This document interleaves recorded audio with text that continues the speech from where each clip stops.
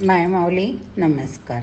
श्री नर्मदा पुराण रेवाखंड कथासार अभिवाचन करत आहे. श्री नर्मदाय नमः. अध्याय 3. मार्कंडेजींनी केलेले वर्णन.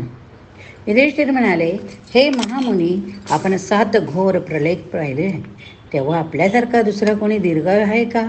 प्रलय काळात दैत्याचा नाश करणारे अनंत चरण, अनंत नेत्र, अनंत उदर असलेले झोपलेल्या अवस्थेतील भगवान पद्मनामाला पाहिले का?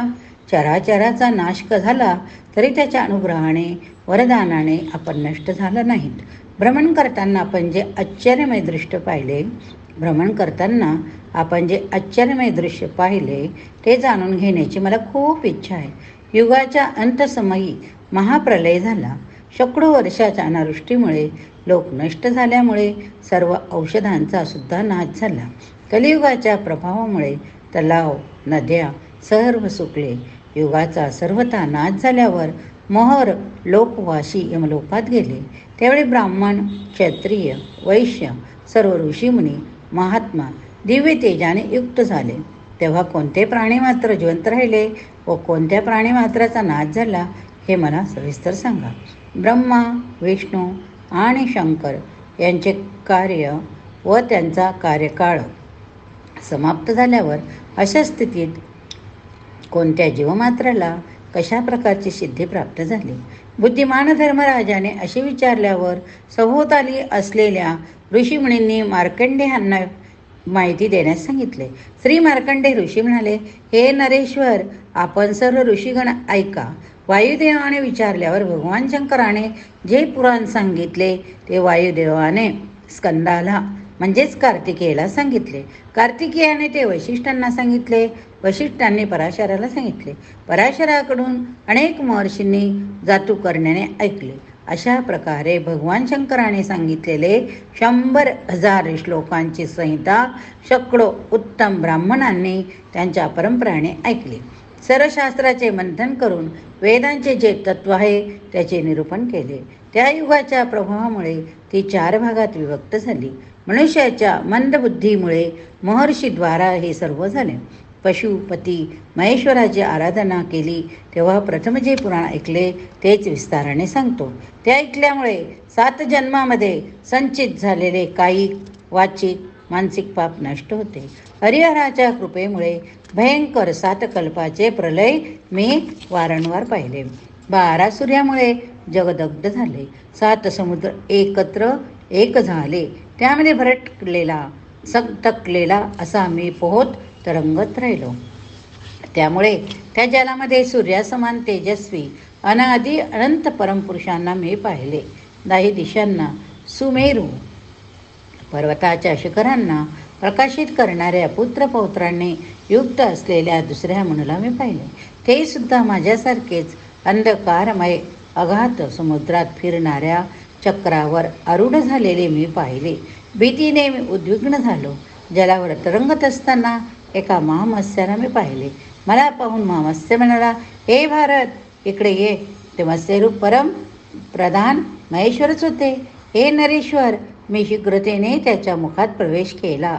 अत्यंत थकलेला, चेतना शून्य झालेला मी परमविश्रांतीला प्राप्त झालो. समुद्राच्या मध्यावर स्वच्छेनुसार गमन करणारे मकर, मीन इत्यादी जलचर असलेली पवित्र देवनदी मी पाहिली. तिला मी प्रणाम केला. तिच्या मध्यावर इच्छारूपिणी नीलकमलाच्या पाकळीप्रमाणे दिव्य स्वर्ण वर्णमयी विचित्र शरीरयष्टी असलेल्या बर्फासारख्या उज्ज्वल आभायुक्त कन्येला पाहिले. ती दोन्ही गुडघे मोडून विशाल जहाजावर बसली होती. तेव्हा म्हणून त्या दिव्य हाटक चित्रांगी असलेल्या भगवतीला विचारले की आपण कोण आहात?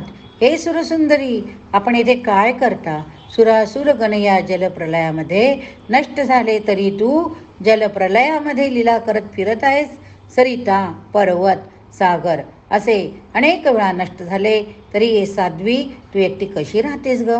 यामध्ये काही महान हेतू आहे का? हे देवी, सर्व ऐकण्याची माझी इच्छा आहे.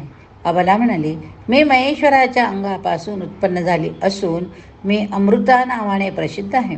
पुण्यशिला, पापहरिणी, सूरसरिता, देव नदी असून तू माझ्या आश्रयाला आहेस, तर भीती कशाची? हे द्विज, आपल्याकरिता मीही विशाल नौका घेऊन आलो आहे, ज्यामध्ये सदाशिव विराजमान आहे.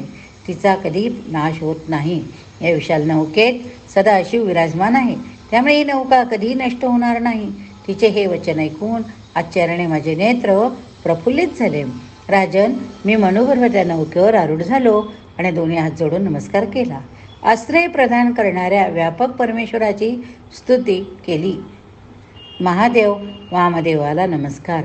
कल्पाकल्पात प्रकट होणाऱ्या बहुरूपाला नमस्कार. भक्तियुक्त असलेल्या स्वरूपाला नमस्कार. भूर्भुवकरिता नमस्कार. रामवंद्य ज्येष्ठ श्रेष्ठ स्वरूपाला नमस्कार. भद्रकालाला नमस्कार. कालरूपाला नमस्कार.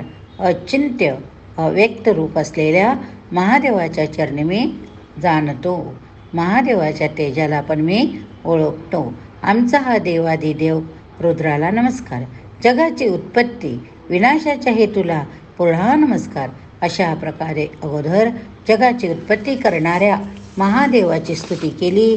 त्यामुळे महादेव प्रसन्न झाले आणि म्हणाले, वरदान माग, वरदान माग. हे दिव्य जलयान आरोहक नामक अध्याय पूर्ण झाला. नमामि देवी नर्मदे, हर हर नर्मदे, हर हर नर्मदे, हर हर नर्मदे.